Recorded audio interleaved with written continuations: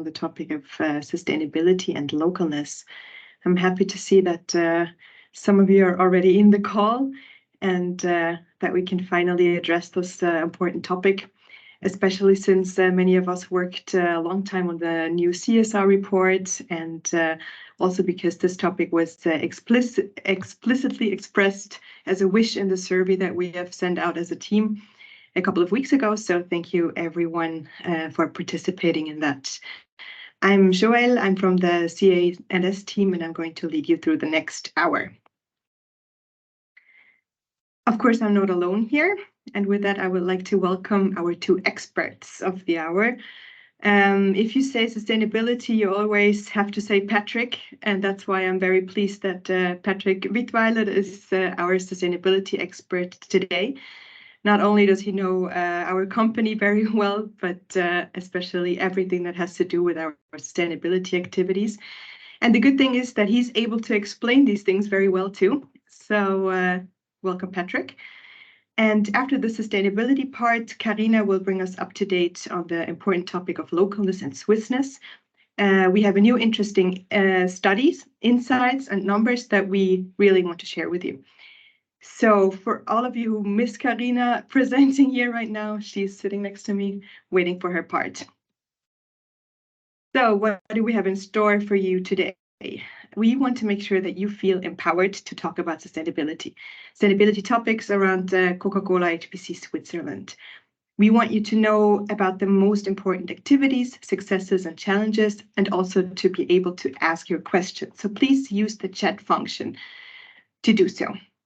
We have also prepared a small quiz at the end of the input, so pay attention and take notes if you have to. All right, let's get started. First, I would like to give you a little bit of context and classification of the topic.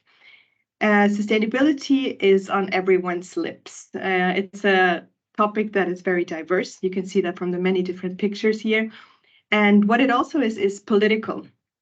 Under the Parisian Climate Agreement, Switzerland has committed to halving its greenhouse gas emissions by 2030 compared to 1990.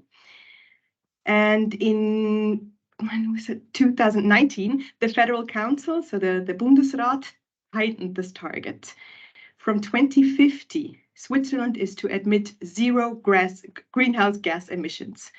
And what does that mean for us as a company? That we must, of course, also play our role, make our contribution to achieving these goals for society, but also for our investors who, of course, have expectations and goals themselves, and ultimately also for the public and for each and every one of us. So Coca-Cola HBC, the group, has announced in 2021 that our emissions across the entire value chain are to be reduced to zero by 2040. And that is actually 10 years before the Switzerland climate strategy requires it. So we've heard that many times, we've read that a couple of times, we communicate this number, so this 2040 goal everywhere.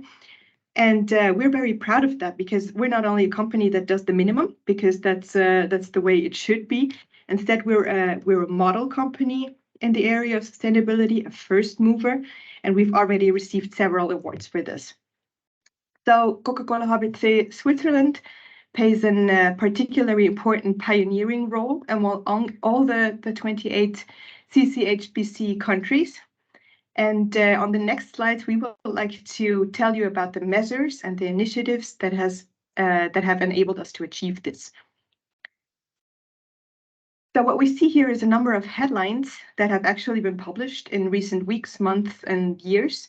So not only in customer or sales conversations, but also in our everyday life, we are confronted with headlines again and again. Oh, you work for Coca-Cola. What do you say to that? For example, we are mainly responsible for the pollution of this world, or our marketing claims are supposed to be greenwashing, or society is getting fatter because of our products. We're taking water away from the communities. Now, we want to make sure that with the next slides and also Patrick's comments on the most important issues, you know 1 to 2 statements that you can use to respond in these situations. So That's why I would like to hand over to Patrick now, who will guide us through the next slides. Here we can see at a glance that we as a company do not only consider ourselves to be incredibly sustainable, but that this has also been confirmed and certified externally several times. Patrick, floor is yours. Yes, thanks a lot, and yeah, also a warm welcome from my side. Maybe first of all, yes, I feel honored to be here and to present our sustainability achievements, what we have done. But it's important to mention I'm the lucky guy now presenting it, but at the end of the day, it's my team working on all these topics. It's you all working on these topics because it's finally really a commitment from our organization. And you will see it later on, a lot of examples out of the plants, out of the field and so on. And this is obviously the dedication, I would say, from the total organization that we have achieved all these things. And it's also important to mention even some of the decisions which have been taken by the government, but also by CCL. I believe that's absolutely the right way to go. It's definitely the right thing to do, but also you can be sure we didn't just start now. And I believe that's also the reason why we have all these statements you can say here. These are various ratings, and I don't go into the details, but these ratings, these, for example, the Dow Jones Sustainability Index, were #1. Don't forget, where in the last 12 years, we were always in the top 3, means we have not just started when we send out our commitment on net zero by, by 40. No, we started much earlier, and especially, and it's absolutely true what Joel said, we're definitely leading this area. We're the most sustainable beverage company in the world, but it also, if it comes to Switzerland, and I believe this is the most relevant thing for our customers, for our families and so on, we're even a few steps ahead. So we started a lot of things in Switzerland with environmental certification and so on. So it's nothing new, but here on these ratings, you can see, it's also externally recognized. And maybe also going just into the Dow Jones Sustainability Index, you cannot apply for it. So means they choose you. And if they don't believe that you're the right company or that you're doing your job, then you're not in. And I believe, this speaks for itself. 12-year, always in the top 3, now top 1. Yes, we're on the right path. And I believe that's important to know. Can you go to the next slide? Yes, if we talk about sustainability, but also our CSR report, we were talking, I believe it was last week or the week before last week in the SLT update. Yes, we have again prepared a CSR report. And I would like to motivate you to look into this report. Great stuff, great material, a lot of work done by most of you. And we have split it in 6 pillars. And these 6 pillars are also I would say some of the directions we are covering or some clusters we are covering. Even we have to say that these 6, they're overlapping. If we do things with suppliers, this may have an impact on the energy and climate. Packaging and recycling will definitely have an impact on energy and climate. So it's interlinked. But nevertheless, we cluster it because it's easier to address it. And I will go quickly through these 6 pillars. To give you some insights, to give you some materials, and also to give you some talking points. Good, you can go to the next slide. Energy and climate, and this is probably, especially in the last couple of weeks and months, one of the most important topics, and also the most discussed topics with greenwashing and so on. And here some facts. So first of all, science-based targets. Science-based targets, this means, and we have agreed on science-based targets as a CCL organization, means we have applied for it. We were able to present a full CO2 balance of our organization from all the countries, really, with all the relevant details. And we committed to achieve a certain target. And this also means that you have a clear track record. So it doesn't mean it's not like that you can apply and they will say, okay, go for it, and you can put our logo on the pack. No, you really have to apply for it, and you have to show that you're serious about it, and also that you know what you do. And yeah, we have done that. It has been announced in the October 2021, and we're right on track. We're following actually the reduction path, and as correctly said before, the net zero means you first have to reduce. So you cannot only go buy nice certificates and then it's all done. This is not the way how it goes. So first you have dramatically to reduce, and only then you're on the right path. In Switzerland, we went even a step further, and you can see it's a little bit down, but also on the top right.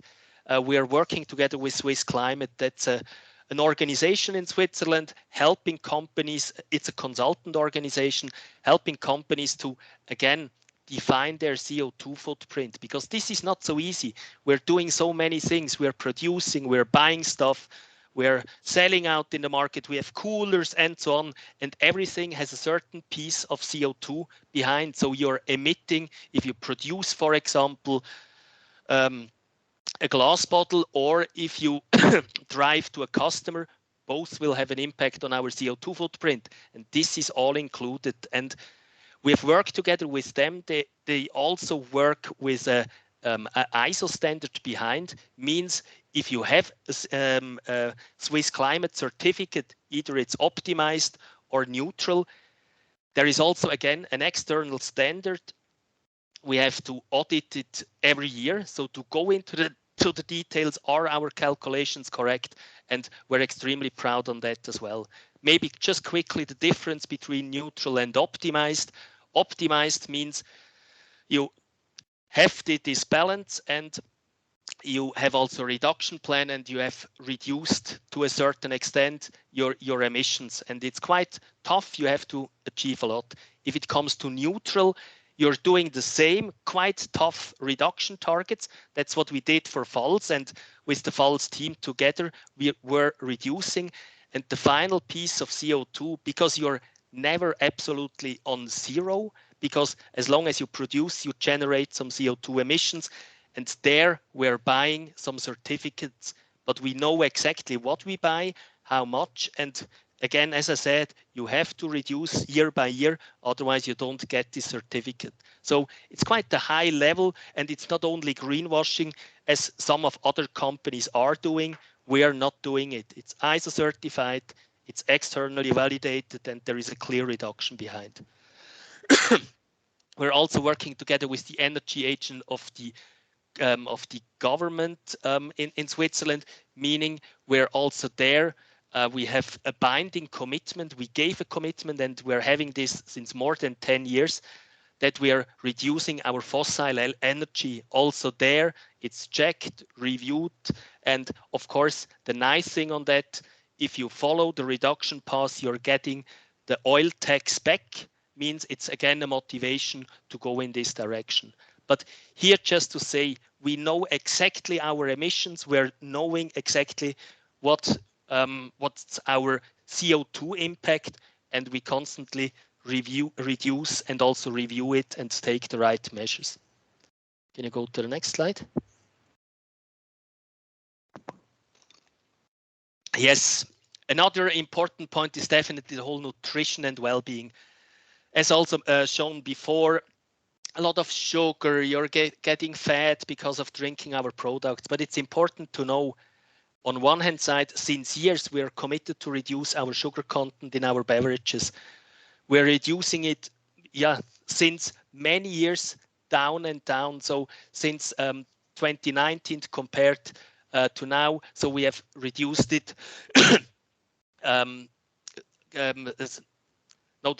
Sorry, now I struggled a little bit. But we're committed to reduce it additionally in the next couple of years. What I wanted to say is that we have also the commitment with the Swiss government. There is this so-called Declaration of Milan. This is a voluntary commitment, and we signed this voluntary commitment also again to reduce the sugar content in our products. And there, it's maybe important to understand, it's not only they're only looking into beverages with sugar. Means if we just add some artificial sweeteners into a product, this doesn't count. So it's really the full sugared products, and there we're on a good way. We started with roughly 10.3 grams per 100 milliliters in 2021. We're currently on 9.8 grams on average. Or not on average, it's a median calculation, and the target for 2024 is 9.27. So we are going into the right direction. We are reducing our sugar content in the sugared products. But on top of that, and that's also an important fact, 6 out of 10 product innovations are calorie reduced or calorie free. So also there we are taking our responsibility and we are offering a wide choice. And I believe this is the main, I would say, statement we can make. Of course, there are sugared products, there are products with combinations with low sugar and also with completely no sugar. And I believe this is part of a good diet. So you have to have the choice. You need sugar. So it's not that you just can go completely without sugar. So we're offering a wide range. Another point, definitely on since 2005, yeah, we have reduced generally, and this is again the total portfolio, the sugar content by 10%. We're also committed with the Swiss pledge that we do not advertise to children. So we are not reaching out to them, sell them the sweetest products. So we stepped back. Under 13 years, we do not do advertisement, which means, for example, there are no billboards next to schools, or there are no TVCs during the time when children mainly watch TV. So it's a clear commitment. We take it serious, and we also follow these things with some other companies in Switzerland.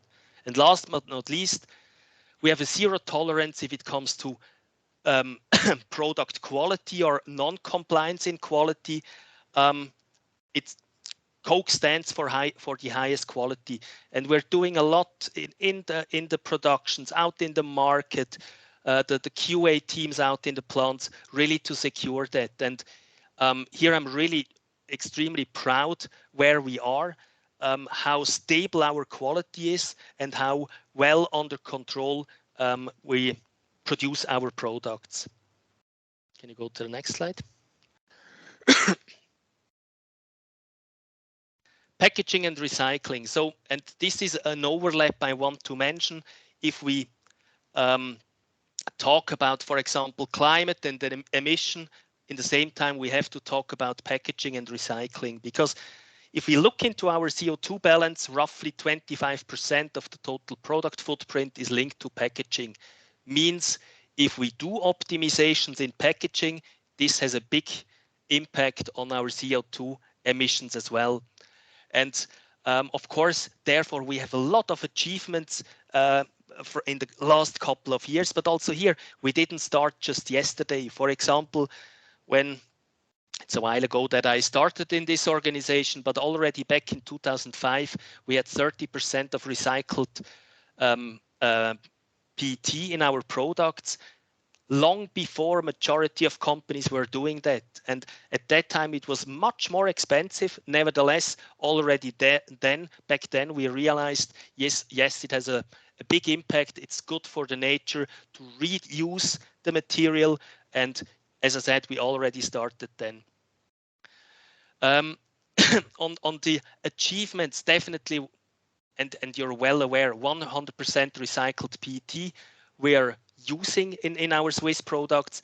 That's an outstanding achievement, and it's maybe also here to mention it. It's not only that it's a decision on the desk that you say, okay, we're willing to pay a little bit more, so let's put the 100% into the bottles. No, this is not the way, because there were a lot of tests, a lot of trials to reach it, because it's a different material. The process window is a little bit smaller. So there were a lot of efforts behind that we achieved it, and now we achieved it. Also here important to say, again, if we talk about the CO2 footprint, it's roughly 4 to 5 times lower CO2 footprint if you take a recycled PET or a fresh PET. So it definitely makes sense. to go into this direction. What we're also currently working on, and that's on the top right side, lightweighting, and we're introducing it in the next couple of weeks. A next step of product or PET bottle lightweighting means we avoid that we use material, and that's the most important thing as well. So because then you don't have to recycle if you don't use it. And again, a next step, an optimization on the preform, which leads then to lighter PET bottles. So it's a very important topic for us. We were also the first with the label-free Falser mineral water, and this is also, it's a commitment. We did this test. We wanted to see how it works. And of course, on the CO2 footprint, it's not a big step. But as I said before, to avoid the material usage, this is definitely a good way, and it's the right way to go. And it was a first test. We will see what comes next, but it's definitely, it's the right way to go. You have sometimes also to try. Sometimes you're successful, sometimes not. And but I believe it's a good example on how we deal with these things. Also, if it comes to the whole recycling organization, also there we were really leading the course. We were founding member of IGORA, that's the organization collecting cans in Switzerland, and PRS, Pet Recycling Switzerland, also there we are founding member, and we are board members in both of these organizations. And it's a unique collection system we have in Switzerland, extremely high.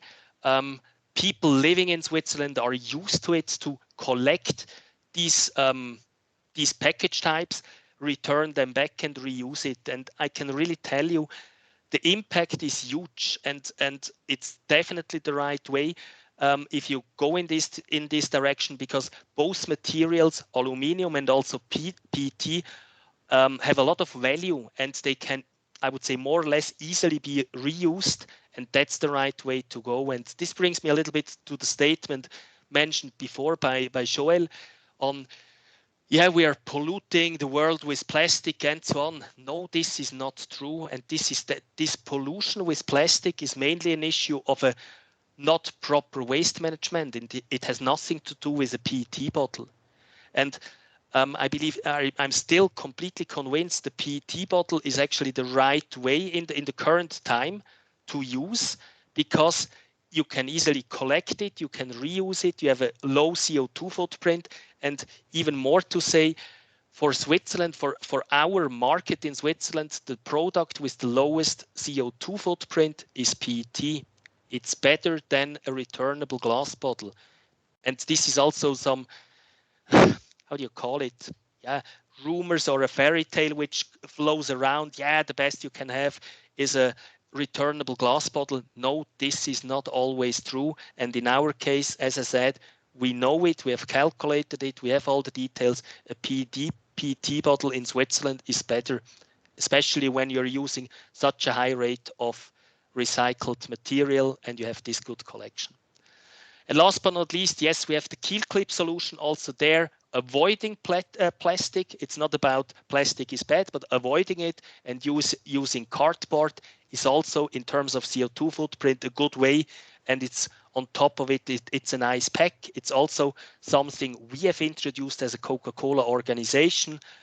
Yes, and the reusable bottles are refilled. That's also important to know, up to 25 times. This is definitely good. I believe just for you to note, I would say the effort behind this, of course, it's the transport. You have a little bit higher weights on these bottles. You have to clean them properly. This brings me back to the quality statement. The quality has to be perfect. But nevertheless, it's definitely a good pack, definitely the right thing in the gastronomy. But on the go, PET is, yeah, the perfect pack. Yes, 83% of our PET bottles are returned and 95% of the cans are recycled. Extremely high rates. I believe we have one of the best or even the best recycling system in Switzerland. And again, we're founding member of it and yeah, drive it quite actively. Next slide. Yeah, there's a supplier slide. There are not so many facts on it, but I believe it's one of the most important ones because net zero is only possible if we work together. If we look into our CO2 footprint calculation, the biggest emotion part is in scope 3. I don't go into these details. Ask my team members, they can definitely explain what's the difference, or I can also explain, but not now. But in scope 3, there you have the emissions which are, I would say, coming from outside, which are not directly under our control.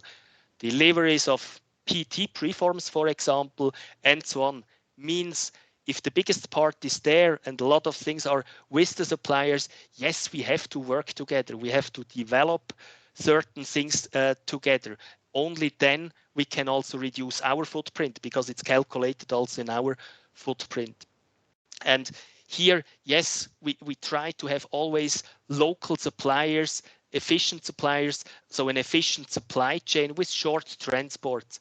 Also, 8 out of 10 products which are sold in Switzerland are produced here. Also here, that's important with 95% of ingredients also locally sourced. So you keep it together and yeah, you're do not generate some unneeded emissions by transporting over the whole world and so on. So it's a clear commitment from our side.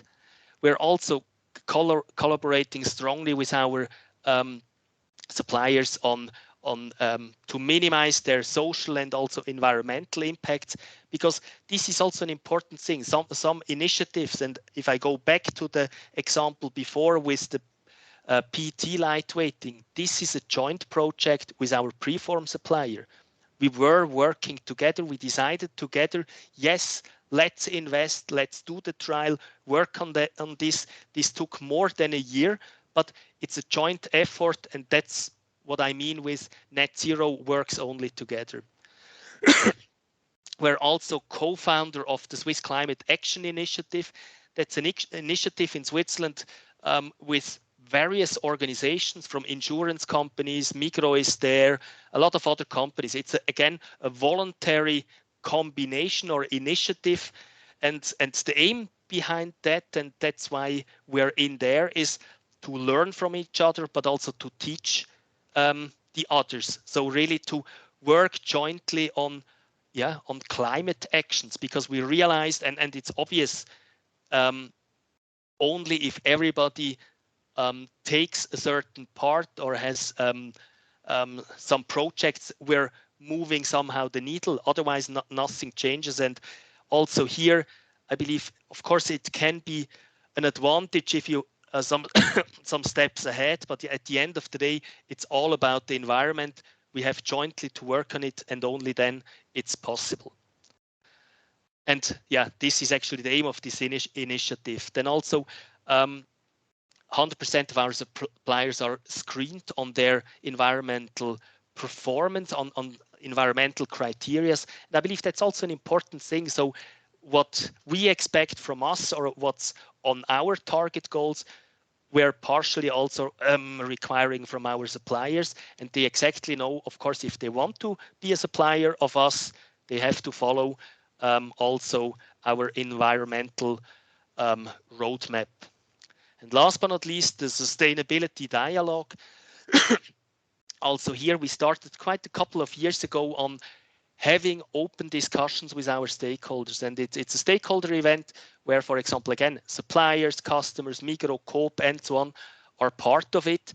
And we're discussing the most urgent topics, and we're also discussing where to go, where to optimize, what projects jointly to address. And it's an extremely fruitful way of finding new projects or new collaborations which bring us forward, but also which connect us closer with the supplier or with the partner. And for example, in I believe in 2 weeks, there is a meeting organized by Coop on sustainability. They've invited their main suppliers as well. So in the same way, like our sustainability dialogue, and also we're invited there to discuss our programs, our plans in terms of science-based targets, net zero, and I believe, it's a perfect thing, and it also shows it's important that we do that. Can you go to the next slide? Yes, if it comes to water, also there, and of course you could say, water in Switzerland, it's not so critical, we have actually enough. Yes, that's true. Nevertheless, we're in the lucky situation that in our both plants in Dietlikon, but also in Pfalz, yes, we have enough water. Nevertheless, it's also it's the most important ingredient, and we have to take care on it. And because times are changing, there is a CO2 footprint also behind water. You have to protect it, and therefore we started already a couple of or more than 20 years ago to work on our water balance as well, to reduce the water. And also there, it's really a very important topic for us. If we compare to 2010 to 2022, we're using 22% less water for our beverage production. And this includes everything that's Pfalz and Dietlikon. Means we have optimized a lot in the plants, mainly together with the plants, but also together with the water suppliers, just to optimize it. And if you see it down on the bottom left, so the water intensity or the water ratio which we are measuring. So we are measuring how much water do we use to produce 1 liter of beverage. And currently we are on 154 liters per liter produced, which is an extremely low value if you compare to others. So if I compare with my colleagues in the industry, we're on an extremely low level, but also if I compare within CC Hellenic. And of course, you can not always compare it exactly because it depends a little bit what lines, what's the ratio of refillable products. But the statement is we're doing extremely fine. And also maybe another statement, just when I joined CC Hellenic in Switzerland, and we were already measuring there, we had more than 2 liters, means we were actually producing more wastewater than beverages, which of course it's the wrong way around. And last but not least, also based on statements or statements in the media in the last couple of years, Coke or beverage organizations are using too much water. So population, the water levels are dropping. They're not taking care on the environment. No, that's not true for us. We have this Alliance for Water Stewardship. That's also a rating, or it's actually a standard. It's a standard behind on defining how to deal with water sources, and it doesn't matter if it's the well in Pfalz or it's the water used in Dietlikon. You do really a 360-degree assessment, looking in all the aspects: economical, environmental, social impact. Even you look into topics like biodiversity, what's the impact of the use? And if you're really good, then you're reaching a gold standard. Or if you're really good, you're reaching a silver standard. And if you really on the right level, then you reach the gold standard. And we have the gold standard in Switzerland. We're the only beverage organization in Switzerland having this AWS certification. And here maybe also important to mention, the Swiss government rated the AWS as the most reliable standard for a sustainable use of water. So means, yes, we took the right decision. CC Hellenic took the right decision a couple of years ago to do these certifications, to use this standard. And also we're taking care on the water as well. Can you go to the next slide?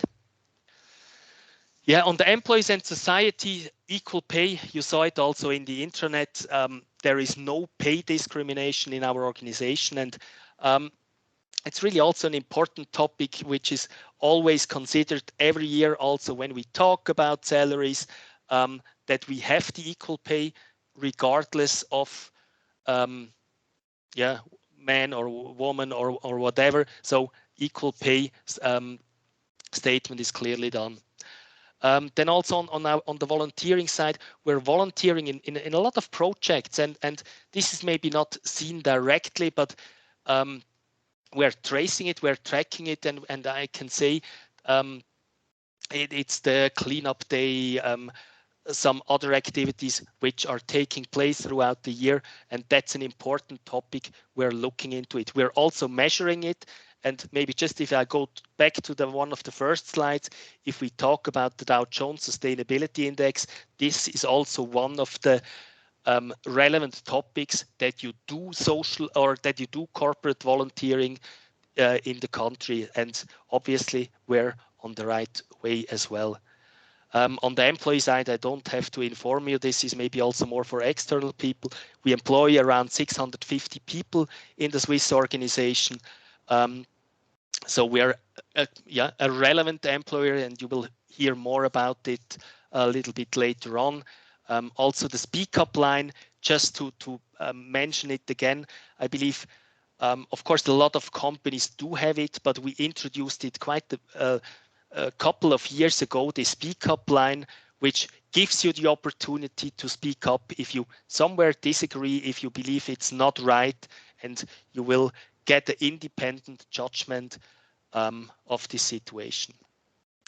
Maybe only the last point, and also looking a little bit on the time, is on the health and safety, the safety of our employees. And of course, it's close to my heart, as I'm also responsible for, together with my team, on the health and safety of our employees. It's a top priority. It's also really a top priority of Soran, of our organization, really to have a safe place. And it's also maybe a request from my side that you help on that you follow the rules, that you follow the guidelines, that it remains a safe place to work, because it's good if you go healthy to work, but it's more important that you also leave your work healthy, and that you not get hurt during the work.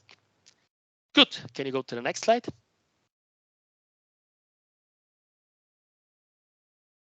Yeah, and here, just in a summary, some most important facts.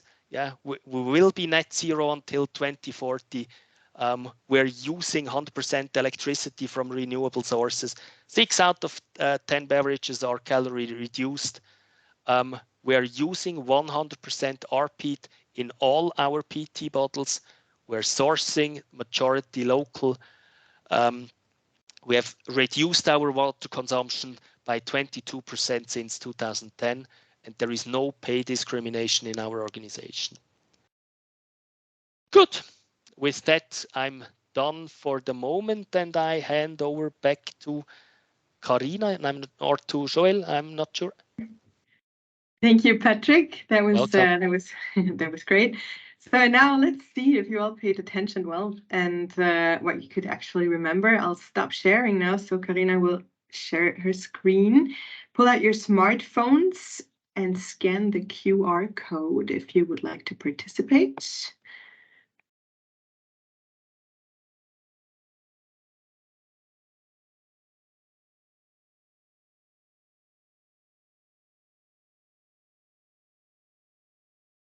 We'll wait a moment for everyone to join. So you have to give us the correct answer, but you also have to be quick if you want to win this game.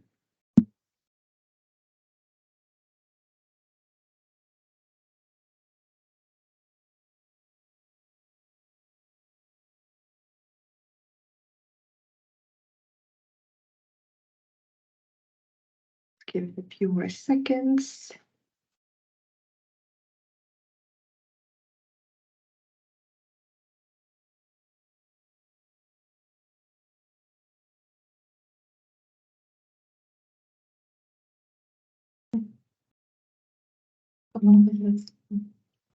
People are still joining. Okay, let's start. First question, what is the percentage of recycled material or PET in our PET bottles? That's an easy one.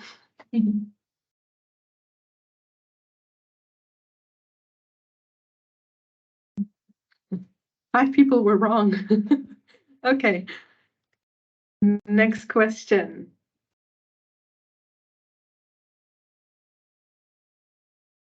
By when do we want to reduce our CO2 emissions to net zero?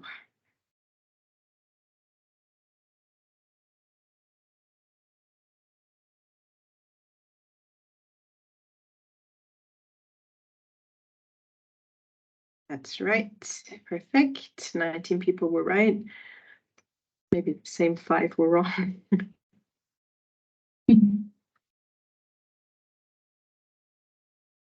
Who named us the world's most sustainable company?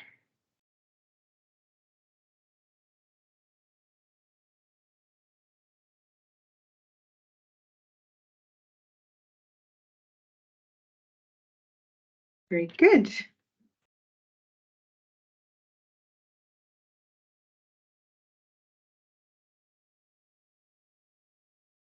By what percentage do we have to reduce the sugar content in our beverages since 2005? Have we reduced? Okay, this was a tricky one. 14 people were right. Okay. 10%.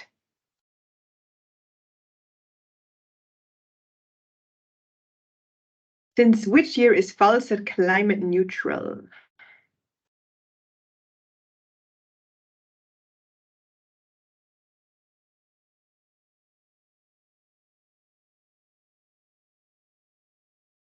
That's correct. Oh, only 4 people were right. I didn't mention it. I think, It was. yeah, I didn't say it was on the slide, but I didn't say it. Sorry for that. That's for the people who really care about the topic.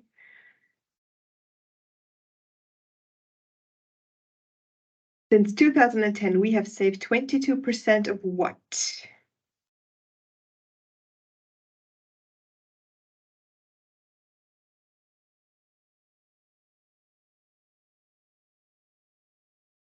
Of water. That's good. 17 people were right.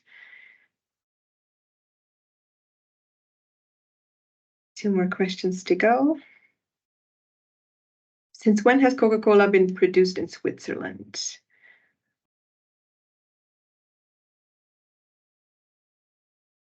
That's actually something we will talk about in the next part also.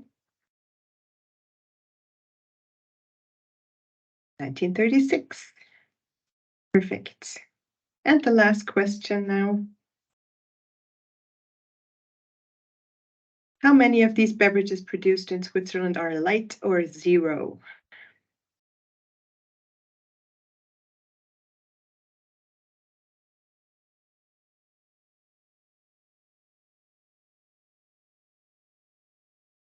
Six out of 10. Cool. Okay, we're done with the quiz. Congratulations. Henning, right? No. Who is PQ? Congratulations, PQ. Take over now again. So we can continue.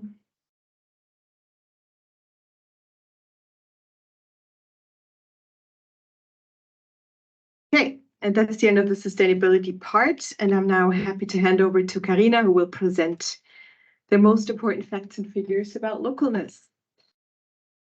Right. Welcome, Karina. Hello, everyone. So happy to present to you the localness part. And even though we have the Swiss cross at our Coke bottle and we do a lot of local activations, there are still enough people who think that Coca-Cola is purely American. And there's no question that we are a global company and that Coke was created in America. But what we need to get into the heads of the Swiss population is how much Swissness there is in our drinks. So if you're ever confronted with one of the headlines that you're now seeing, the global beverage company or the US beverage, then take note of the following facts I will now show you. So as Coca-Cola in Switzerland, we make an enormous contribution to the Swiss economy. And that's not our gut feeling, but we have proof on that. So every few years, we as a system have a study conducted that measures the social and economic impact of our system in Switzerland. And we did it again for 2022. So meaning that all the figures that are coming now relate to last year. So what is being analyzed in the study? It starts with our suppliers of suppliers, continues through our suppliers of key ingredients and services, then goes through the whole TCCC system, including taxes and salaries, and then goes into the market by analyzing our outlets as well as the suppliers of our outlets. So you can imagine how many numbers result from this. And yeah, it will go beyond the scope to show them now to you. But let's focus on the following key messages to show our localness. So as already mentioned, and you were right in the quiz, since 1936, localness is not a short-term trend to chase, but it's our history. So 50 years after the invention of Coca-Cola, Max Stoß brought the drink to Switzerland. And since then, we have also been producing our beverages in Dietlikon. For Faser, the production facility was founded in 1961 and has been operated by Coca-Cola HBC since 2002. Next figure, perfect. About 80% of our sold products are produced locally. That means that in our 2 production facilities, in 2022, a total volume of 388 million liters was sold, and around 300 million liters were produced in Switzerland. So that's a huge number share we can be proud of and can communicate to our stakeholders. Then, as we already mentioned as well, we employ around 650 people, and Patrick has already touched on what we do locally for the well-being of our employees and the importance of being local in the market. 13% local sourcing. I have to explain this. So our upstream value creation, and this includes everything until our beverage is created. For example, our suppliers increased by 30% from 2018 to 22, which means more and more suppliers, services, and ingredients are coming from Switzerland. And as Patrick also mentioned before, 95% of the ingredients we use come from Swiss suppliers. So this all demonstrates our strong commitment to sustainability and to our country, Switzerland.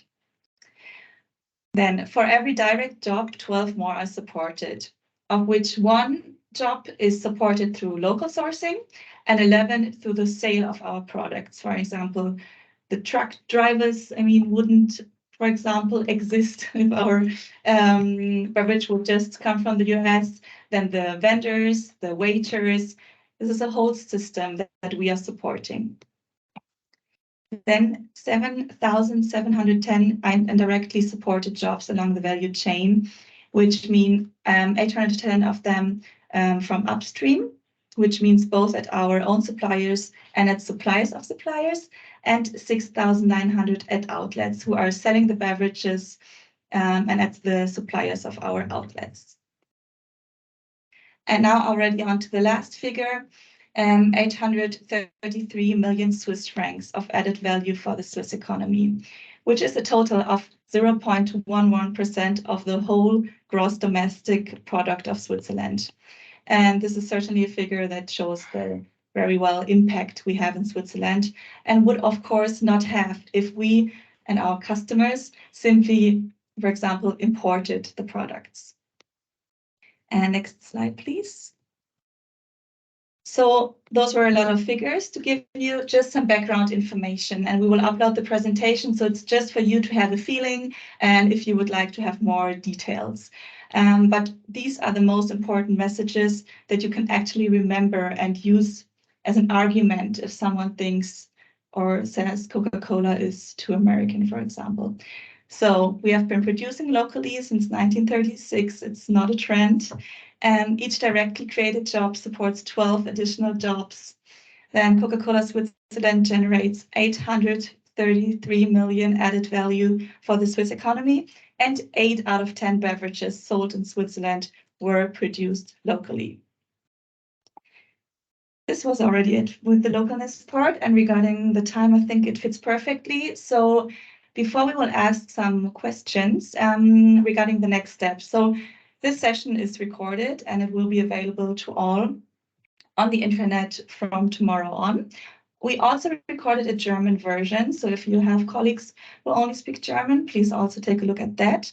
And also the presentations we're now using will also be uploaded. So if you would like to use these facts, please feel free.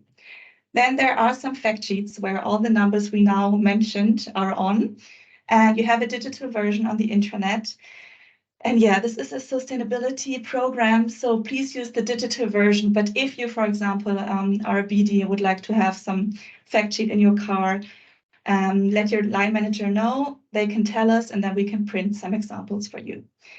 Please read through this CSR report if you have some time, also in the next weeks, months. It's very interesting and a good knowledge to have in your head.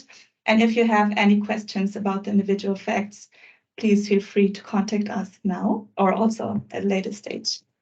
So I'll give it back to Joa now for the Q&A. Thank you very much, Karina. I'm sure that we learned a lot. And this brings you or us to the end of our training today. I would like to thank you, Patrick and Karina, very much. And now we have 8 minutes for questions. So please use the chat function. And let's see if we already have a question or two.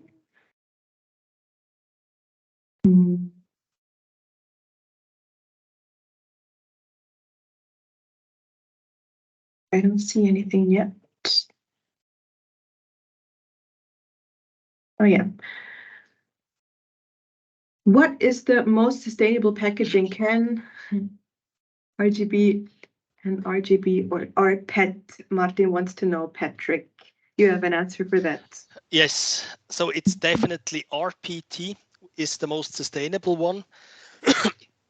And if you take this one, always considering the Swiss situation, so then it's RPT followed by RGB, RPT followed by RGB, so refillable glass bottles followed by cans, and non-refillable RGB is probably really the worst in terms of sustainability. And Monica raised the hand if I mixed it with can and RGB, but I believe I did it in the right way. Thanks, Patrick. Yep. Thanks, Martin, for your question. Is there another question? Yes. This was the correct answer Monica just said. Andrea wants to know, why is the company supporting free packaging spaces but not supporting public transport? Sorry, free parking spaces but not supporting public transportation tickets. Well, Patrick, can you answer that? Yeah, it's always a topic, and I believe there is currently a project team also working on I would say the total transport and so on. I'm not directly involved, but fair point. But of course, some parking spaces we definitely need, but on the public transport, definitely to deep dive. Yes. Thanks, Andrea. We'll take that with us. Laura wants to know, which beverage producing company in Switzerland would be a real benchmark for us for the sustainability topic? Yeah, I believe we're ahead. We're definitely currently better than the others, but I would say benchmark probably the beverage industry of Migros. They're also doing a lot. They are quite intensively working on it. Yeah, I would say I would compare with Migros industry. Great. How is equal pay measured or defined? Katarina wants to know. Here I would need the support from HR. I cannot say. I know there is an external evaluation done on the payments. I think this is a tool called Logip or Logip. and it's used in Switzerland for different companies, and it's an external institute who uses this tool. But I can get back to you, Katharina, with the details of the tool. Thank you for your question. Do we have any other questions? Otherwise, I can use the time to congratulate Laszlo, who is the winner of our quiz. PQ is him, so congratulations. And Well I think if we don't have any other questions, I would suggest to close the session now.